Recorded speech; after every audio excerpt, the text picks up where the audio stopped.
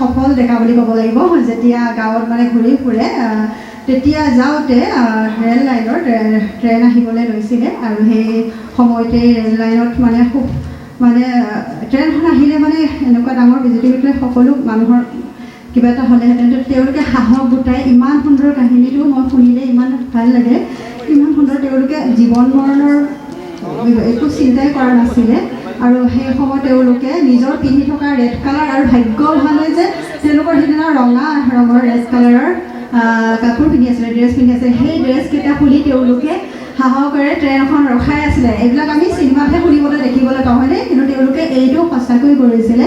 ইমান সুন্দৰ কাহিনীটো মই যেতিয়াই শুনো বহুত ভাল লাগে। মৰম পোৱাতে বাৰে বাৰে নিউজটো কৰি থাকে, এইটো প্ৰচাৰ হ'ব লাগে। বাকীখিনি আপুনি ক'ব হয়। তেতিয়া 1976 আছিলে।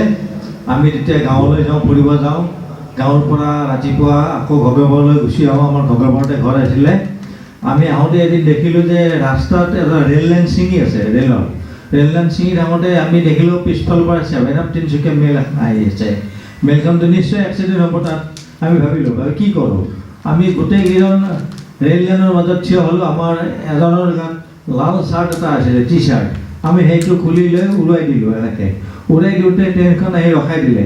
ৰখাই দি তাৰ পৰা এজন MP আছিলে শুক্লা বুলি, তেখেতো আহিল আৰু ফোনাফোনি কৰি ৰঙিয়াৰ পৰা ইঞ্জিনিয়াৰ টেকনিচিয়ান গ'ল, গৈ লাইন ঠিক কৰিলে, আমাৰ নাম চাম লিখি ৰাখিলে, আমাক সৰু সৰু একোটা পুৰস্কাৰ দিলে।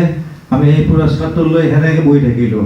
কিন্তু আজি কিমান 50 বছৰৰ ওচৰ হৈছে, কিন্তু আমি ক'তো একো দাবী তেনেকুৱা কৰা নাছিলোঁ। লাষ্টতে এবাৰ ভৱেন্দ্ৰনাথ শইকীয়া আছিল ৰেলৱে কমিশ্যনাৰ ছাৰ্ভিচ বৰ্ডৰ, তেখেতক কৈছিলোঁ। তেখেতে ক'লে যে আমি একো সহায় কৰিব নোৱাৰোঁ, আপোনালোক পুৰস্কাৰ দিছে, সেইটো যথেষ্ট। গতিকে এইখিনি আমি ট্ৰেইনখন বচালোঁ আৰু আপোনাৰ ইমান সুন্দৰ কথা আমি আকৌ আপোনাৰ যিমান শুনিলোঁ কাহিনীটো খুব ভাল লাগে। এবাৰ আমাক মনীষা শৰ্মাই তেখেতৰ এখন সুনাম গামোচা সম্বৰ্ধনা জনাব।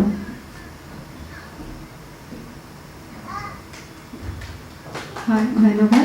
আপুনি ইমান অথনিৰ পৰা আহি ৰখি ৰৈ ইমান কষ্ট কৰি আমাৰ মৰমৰ পূৰ্ণিমা বাইদেউ আৰু আমাৰ ঘনেশ্বৰ কলিতা ইমান মৰমীয়াল। মোক নিজৰ কি কওঁ, নিজৰ ছোৱালী, নিজৰ ভণ্টি যেতিয়াই যাওঁ ইমান আদৰেৰে, ইমান মৰম, মানে য'তেই দেখোঁ নিজৰ নিচিনা ইমান এনেকুৱাই মোৰ আশীৰ্বাদ।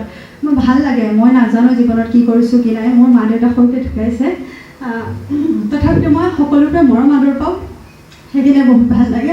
আৰু সকলোৱে ধন্যবাদ।